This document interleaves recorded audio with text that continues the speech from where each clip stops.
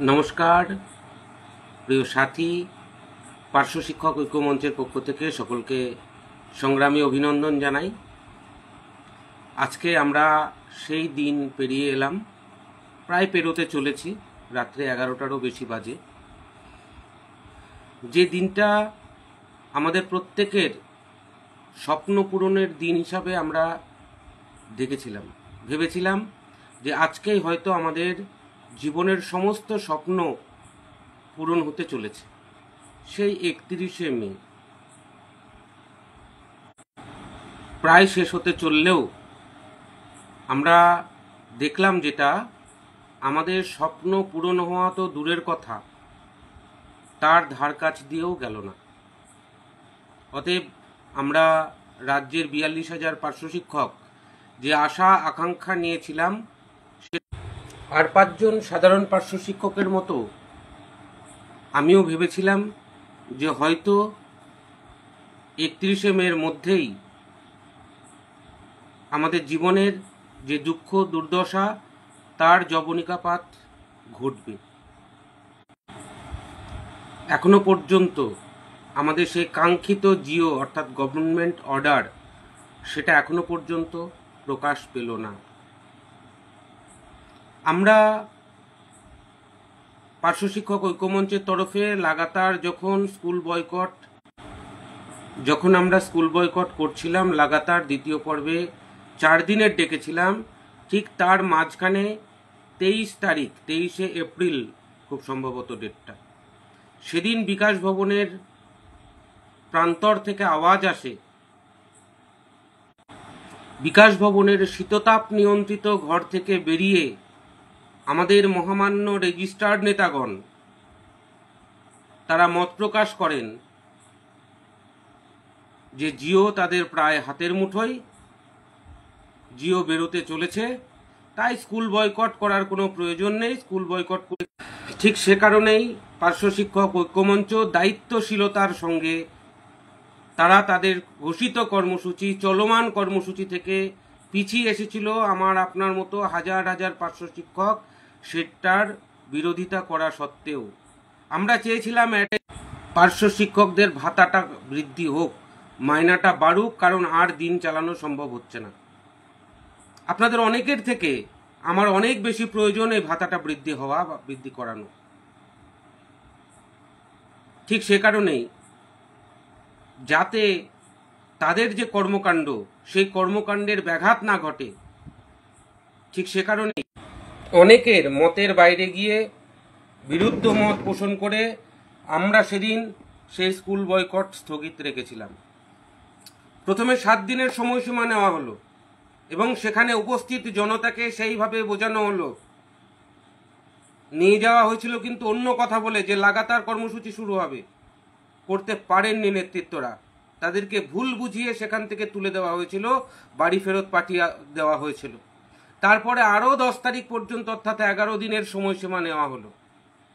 তারপরে আমরা দেখলাম যে গোটা মাসটাই নেওয়া হলো এবং সেই গোটা মাসটা আজকে শেষ। পার্শ্ব শিক্ষকদের সমস্ত আশা, সমস্ত ভালোবাসা, সমস্ত চিন্তা চেতনা, সমস্ত কিছু আজকে ধূলিসাৎ হয়ে গেল। অথচ তোমার দেখা নাই রে, তোমার দেখা নাই।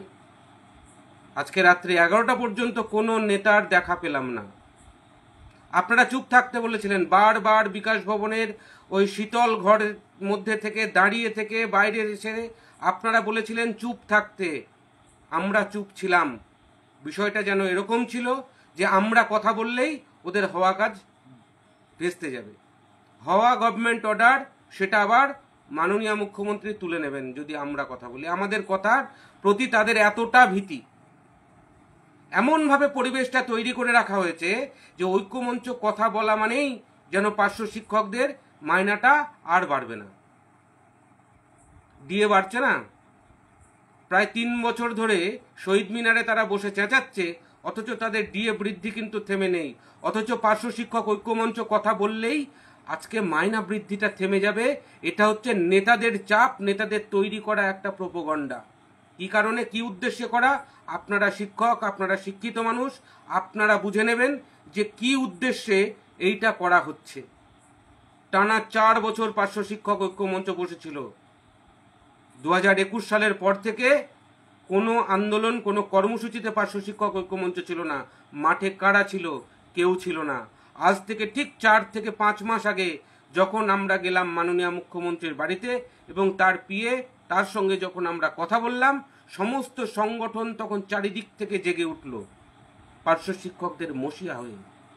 আমরা ভেবেছিলাম তাদের হাত ধরেই পার্শ্ব শিক্ষকদের উন্নতি হোক, উন্নতি হবে। তারপরেও যখন দেখলো যে ঠেকানো গেল না, বারবার আমরা যাচ্ছি কালীঘাট, ঠিক তখনই তৈরি করার পরিকল্পনা করা হলো ফোরাম। সেই ফোরামে সমস্ত নেতাদের ভিড়, তাদেরকে সকলকে সঙ্গে করে নিয়ে গেলাম মাননীয় মুখ্যমন্ত্রীর বাড়িতে। সেখান থেকে বেরিয়ে এসে 1 মাসের সময়সীমা দেওয়া হয়েছিল। সেখান থেকে একটা অংশের পার্শ্ব শিক্ষক নেতৃত্বরা নিজেদের স্বার্থকে কায়েম করার জন্যে তারা সেই ফোরামটাকে ভেঙে বেরিয়ে চলে গেলেন। কি লাভ হলো? একমাত্র আমি বিরোধিতা করেছিলাম, নিখিলবঙ্গের কাছে অনুরোধ করেছিলাম যে ওই 8 তারিখের কর্মসূচিটা আপনারা নেবেন না, 1টা মাস পিছিয়ে দিন। আজকে যদি সেই দিনটা 1টা মাস পিছিয়ে দেওয়া হতো, সেই কর্মসূচিটা যদি না নেওয়া হতো, তাহলে আজকে যে রমিউল ইসলাম আমাদের দিকে আঙুল তুলছে, আপনাদের দিকে আঙুল তুলছে, বঞ্চিত মঞ্চের দিকে আঙুল তুলছে, আজকে কিন্তু আমরা সবাই মিলে তার দিকে আঙুলটা তুলতে পারতাম যে তোমাকে আমরা এতগুলো দিন সময় দেওয়া সত্ত্বেও কেন তুমি এই কাজটা করলে না, এবং তার ঘোষিত যে নীতি, সেই নীতি অনুযায়ী আমরা তাকে আজকে কলকাতার ময়দানে, কলকাতার রাজপথে নামাতে বাধ্য করতাম। রাজ্যের 42,000 পার্শ্ব শিক্ষক তাকে বাধ্য করতে পারত। আপনারা সেই সুযোগ থেকেও পার্শ্ব শিক্ষকদেরকে বঞ্চিত করলেন। জবাব দিতে পারবেন কেন সেদিন ফোরাম থেকে বেরিয়ে এসেছিলেন?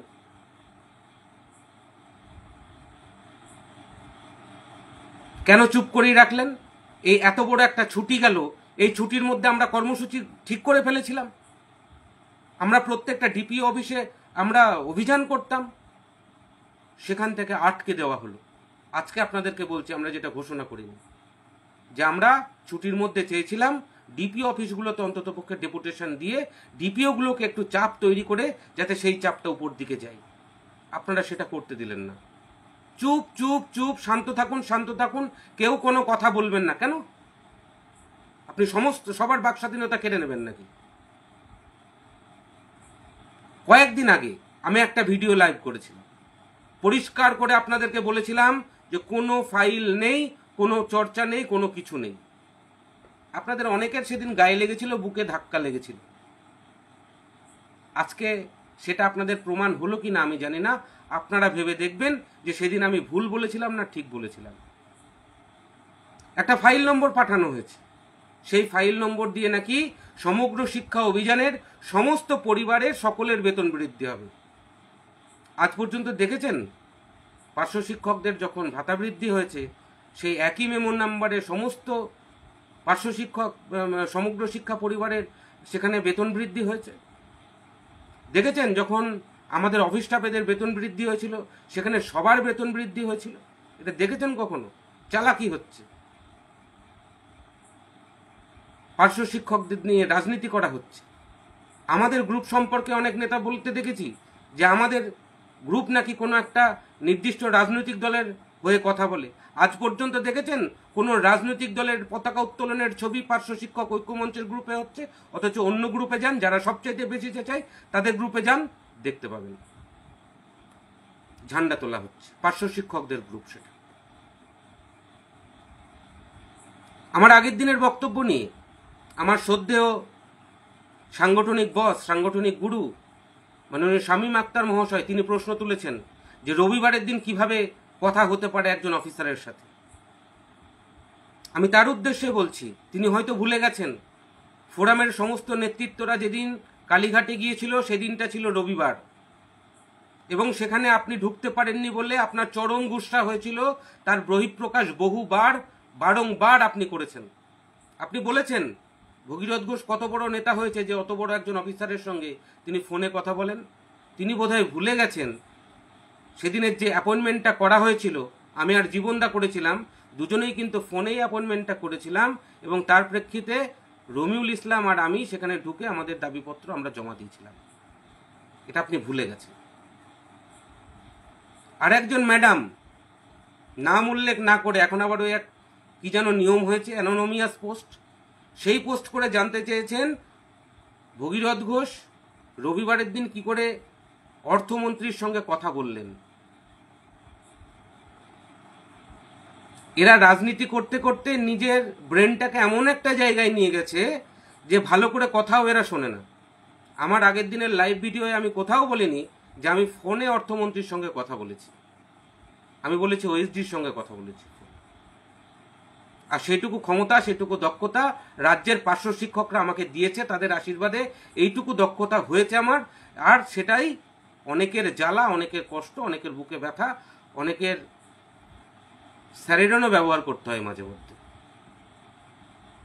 তাতে আমার অন্তত পক্ষে কিছু করার নেই। অর্থমন্ত্রীর সঙ্গে আমার ভায়া হয়ে কথা হয়েছে, তিনি পরিষ্কার জানিয়ে দিয়েছেন তার কাছে কোনো ফাইল যায়ওনি, নেইও, ইত্যাদি ইত্যাদি যা কিছু বলে দিয়েছেন। এবং যার সঙ্গে কথা হয়েছে তিনি একজন পার্শ্ব শিক্ষক, এটা আমি আগের দিন বলেছি। এইটুকু বোধ, এইটুকু বোঝার ক্ষমতা যদি আপনার না থাকে, আমার অন্তত পক্ষে কিছু করার নেই। যদি মনে করেন যে আমার বিরোধিতা করে রাজ্যের 48,000 পার্শ্ব শিক্ষকের ভাতা বৃদ্ধি হবে, আপনার অন্তত পক্ষে উন্নতি হবে, করুন, আমার কোনো যায় আসে না। আপনারা যদি চান তাহলে আমি আপনাদের সামনে থাকব, লড়াইয়ের ময়দানে থাকব, এবং যেখানে যেমনভাবে থাকার দরকার সেরকমভাবে থাকব। আপনারা যেদিন চাইবেন না সেদিন আমি স্বেচ্ছায় এই জায়গা ছেড়ে চলে যাব। কিন্তু নেতাদের সংগঠনের শ্রীবৃদ্ধি, সংগঠনের নাম করে জেলায় জেলায় গিয়ে চাঁদা তোলা, এটি চলবে না। কত ভাঁওতা দেবেন? আর দিলেন তো ভাঁওতা, কটা মাস ধরে ভাঁওতা দিয়ে যাচ্ছেন, এগুলো থামান। পার্শ্ব শিক্ষকদের এমনিতেই এই মাসে, রানিং মাসে আমরা 2জন সাথীকে হারিয়েছি। আর কতজনকে হারাতে চান? যেটা পারবেন না সেটা করবেন না। আপনাদের প্রত্যেকের উচিত সারা রাজ্যের পার্শ্ব শিক্ষকের কাছে আপনাদের আত্মসমর্পণ করা। আপনারা করলেন না। আমি জানি আগামীকাল অনেকে আবার ভিডিও নিয়ে ঘরের মধ্যে বসে পড়বেন আমার শ্রাদ্ধ করার জন্য, পার্শ্ব শিক্ষক ঐক্যমঞ্চে শ্রাদ্ধ করার জন্য। আমি চাই না কারোর ব্যক্তিগত জায়গায় আঘাত করতে। আমি চাই না কেসের টাকাগুলো কোথায় গেল সেই কৈফিয়ত চাইতে। আপনারা একদিন বলেছিলেন যে কেসের জন্য টাকা দেওয়া হোক, সেদিন আমি একমাত্র ব্যক্তি যিনি দিতে চাইনি। আজকে আপনারা হয়তো বুকে হাত দিয়ে বলবেন যে টাকাগুলো দেননি, ভালো করেছেন। যে টাকাগুলো এখন মুমূর্ষু পার্শ্ব শিক্ষকদেরকে আমরা দিচ্ছি, যারা অর্থের অভাবে চিকিৎসা করাতে পারছেন না, তাদেরকে আমরা সহযোগিতা করছি, লাগাতার করে যাচ্ছি, যতটা সামর্থ্য তার মধ্যে থেকে করছি। আমরা অভিজিৎ দাকেও এর আগেও 5,000 টাকা দিয়েছি, আবারও 5,000 টাকা দেবো, তিনি ক্যান্সার আক্রান্ত। সেটা মনোরঞ্জনদার কাছে চেক সই করে দেওয়া হয়েছে, তিনি যথাসময়ে সেটা পৌঁছে দেবেন।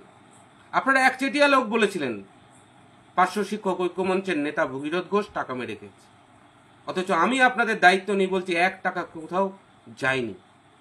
সমস্ত টাকা গচ্ছিত আছে এবং সেটা নিয়ে আমাদের যে কেসগুলো চলছে সেই কেসগুলো চালানো হচ্ছে। এবং মুমূর্ষু পার্শ্ব শিক্ষকদেরকে আমরা সামান্যতম হলেও অর্থ সহযোগিতা করে তাদের চিকিৎসায়, তাদের পাশে দাঁড়ানোর মতো জায়গা পার্শ্ব শিক্ষক ঐক্যমঞ্চই করেছে, আমরা করেছি, আমরা দেখিয়ে দিতে পেরেছি।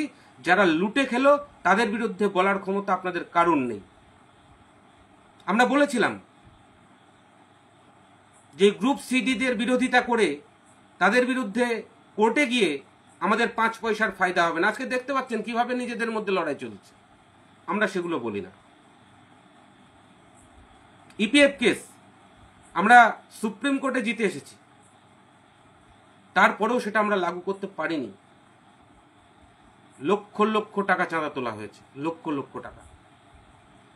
আর পার্শ্ব শিক্ষক ঐক্যমঞ্চের যে টাকা সংগ্রহ করা হয়েছিল সমস্ত টাকার হিসাব মনোরঞ্জনদার কাছে আছে, তিনি আমাদের ক্যাশিয়ার।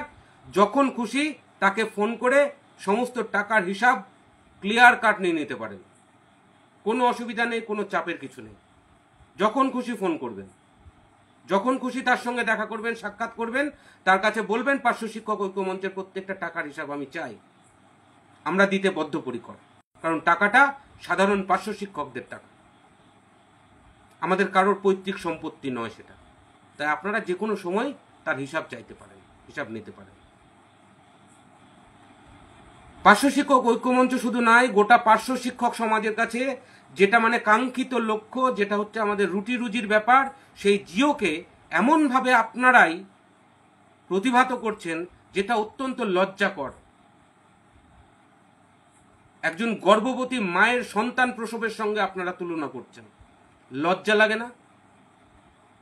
যেটা নিয়ে আমরা বেঁচে থাকি, যেটার উপর দাঁড়িয়ে আজকে 42,000 পরিবার চলছে, সেটাকে আপনারা এরকম জায়গায় নামিয়ে দিলেন।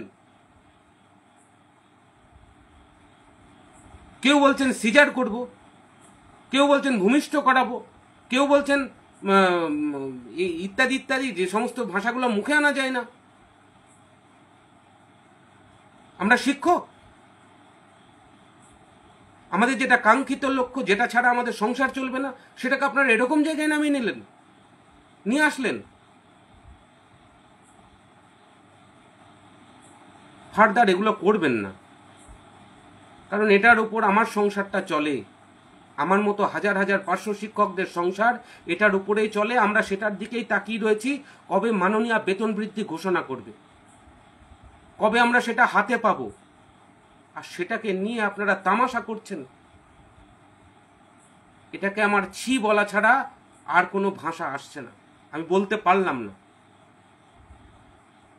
আমার সকল নেতৃত্বর কাছে, পার্শ্ব শিক্ষক সকল নেতৃত্বর কাছে আমি অনুরোধ করব, শুধু পার্শ্ব শিক্ষকদের কথা ভাবুন, কারণ পার্শ্ব শিক্ষকরা খেতে পারছে না। দিনের পর দিন তারা অভাবে জর্জরিত হয়ে শেষ হয়ে যাচ্ছে। আমি চাই পার্শ্ব শিক্ষক সংগঠন ছাড়াও সমগ্র শিক্ষা অভিযানের যে অন্যান্য উইংসগুলো আছে তাদেরও বেতন বৃদ্ধি হোক, কারণ তাদেরও অভাব রয়েছে। কিন্তু আমরা নিজেরা খেতে পাচ্ছি না, পার্শ্ব শিক্ষকদের জন্য 5 পয়সার কিছু করতে পারলাম না, আবার আমরা লোক জোটাচ্ছি, সংখ্যা বাড়াচ্ছি। এটা কোন ধরনের নীতি? এটা কোন ধরনের পলিসি? আগে নিজেরটা ভাবুন, নিজেরটা করুন, তারপরে অন্যেরটা ভাবুন। আর যদি মনে হয় যে সংগঠনের লোক সংখ্যা কমে যাচ্ছে, রাজনীতির পরিসর কম হয়ে যাচ্ছে, চাঁদা তোলার জায়গাটা কম হয়ে যাচ্ছে, আর একবার করুন। পার্শ্ব শিক্ষক ঐক্যমঞ্চ পার্শ্ব শিক্ষকদের দ্বারা তৈরি, পার্শ্ব শিক্ষকদের জন্য তৈরি, পার্শ্ব শিক্ষকদের স্বার্থে তৈরি, শুধুমাত্র পার্শ্ব শিক্ষকদের কথাই বলবে। আর যদি আপনারা মনে করেন শুধু পার্শ্ব শিক্ষকদের কথা বলবেন, পার্শ্ব শিক্ষক ঐক্যমঞ্চ সদা সর্বদা আপনাদের জন্য দুয়ার খুলে রেখেছে, সবার সঙ্গে আমরা আলোচনা করতে প্রস্তুত। কিন্তু সেটা শুধু পার্শ্ব শিক্ষকদের কথা হতে হবে, প্রাইমারির পার্শ্ব শিক্ষকদের কথা বলতে হবে, আপার প্রাইমারির পার্শ্ব শিক্ষকদের কথা বলতে হবে, অলচিকি ভাষার পার্শ্ব শিক্ষকদের কথা বলতে হবে, আমার পাহাড়ের পার্শ্ব শিক্ষকদের কথা বলতে হবে, দক্ষিণ 24 পরগনার পার্শ্ব শিক্ষকদের কথা বলতে হবে, শিক্ষিকাদের কথা বলতে হবে। আমি একজন পার্শ্ব শিক্ষক নেতার মুখে শুনলাম না যে 10% যে রিজার্ভেশন, সেটা এই যে নোটিফিকেশন হয়েছে সেখানে উল্লেখ নেই। যেটা আমাদের হকের দাবি ছিল, একসময় আমরা লড়াই করে ছিনিয়ে এনেছিলাম, সেই দাবি থেকে আজকে বিচ্যুত করা হলো। একটা নেতার বক্তব্য নেই, অথচ রেজিস্টার্ড নেতা।